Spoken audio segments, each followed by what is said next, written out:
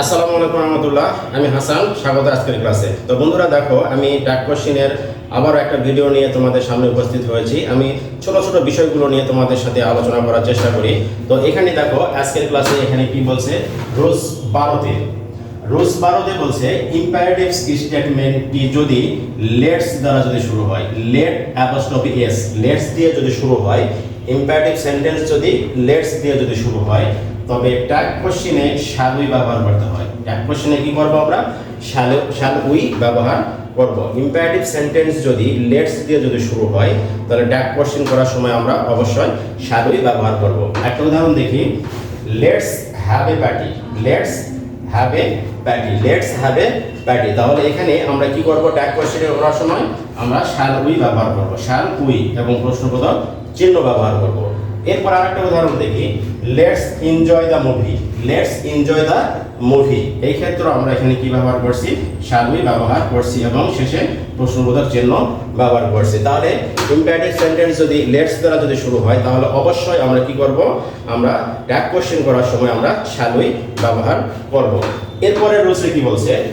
Rules তারতে যে সকল স্টেটমেন্টে যে সকল বাক্যে আমরা নাইদার, নন, নোকে আমরা অ্যাডজেক্টিভ হিসেবে যদি ব্যবহার করি, no one, nobody, nothing ইত্যাদি রয়েছে, সেই সব স্টেটমেন্টকে আমরা নেগেটিভ স্টেটমেন্ট হিসেবে গণ্য করি। তাহলে এখানে কি কি দেখলাম?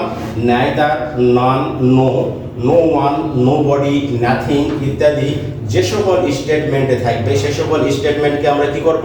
আমরা নেগেটিভ হিসেবে গণ্য করব। এবং এর সাথে আমাদেরকে কি করতে হবে? ট্যাগ কোশ্চেন করতে হবে, বা ট্যাগ কোশ্চেনের রূপান্তর যখন আমরা করব, সেই ট্যাগ করতে হবে কি? অ্যাফার্মেটিভ। সেটা কি করতে হবে? অ্যাফার্মেটিভ ট্যাগে রূপান্তর করতে হবে। একটা উদাহরণ দেখি এখানে, no sugar is found here, no sugar is found here. এখানে নো সুগার, এখানে নাউন সুগার, তার পূর্বে নো ব্যবহার করা আছে, তার অর্থ হচ্ছে এখানে নোটা হচ্ছে অ্যাডজেক্টিভ। তাহলে এই বাক্যে নো অ্যাডজেক্টিভ, তাহলে এখানে আমরা কি এটা বাক্য? নেগেটিভ বাক্য। এই স্টেটমেন্টটাকে আমরা কি বলতেছি? নেগেটিভ স্টেটমেন্ট বলতেছি। যার কারণে আমরা ট্যাগ কোশ্চেন যখন করব, তখন আমরা অ্যাফার্মেটিভ ট্যাগ করব। তাহলে অ্যাফার্মেটিভ ট্যাগ করলে কি হবে? এখানে ইজ সাহায্যকারী ভার্ব আছে, আমরা ইজ ব্যবহার করছি। আর এখানে সুগার, এই নাউনটার পরিবর্তে আমরা কি ব্যবহার করছি? প্রোনাউন ইট ব্যবহার করছি। নাউনটা কি ব্যবহার করছি? ইট ব্যবহার করছি। তাহলে no sugar is found here, no sugar is found here is it, প্রশ্নবোধক চিহ্ন ব্যবহার করছি। আরেকটা উদাহরণ এখানে দেখি, nothing was taken away, nothing was taken away. স্টেটমেন্টটা বোঝা যাচ্ছে এখানে নেগেটিভ স্টেটমেন্ট, এবং নাথিংকে আমরা কি করছি? এখানে সাবজেক্ট হিসেবে ব্যবহার করছি। তাহলে আমরা ট্যাগ কোশ্চেন করার সময় কি করব? এখানে ট্যাগ কোশ্চেন করার সময় অবশ্যই আমরা অ্যাফার্মেটিভ ট্যাগ করব। তাহলে এখানে কি হবে? ওয়াজ ইট, এখানে ওয়াজ সাহায্যকারী ভার্ব রয়েছে, এবং নাথিং এর পরিবর্তে আমরা এখানে কি ব্যবহার করছি?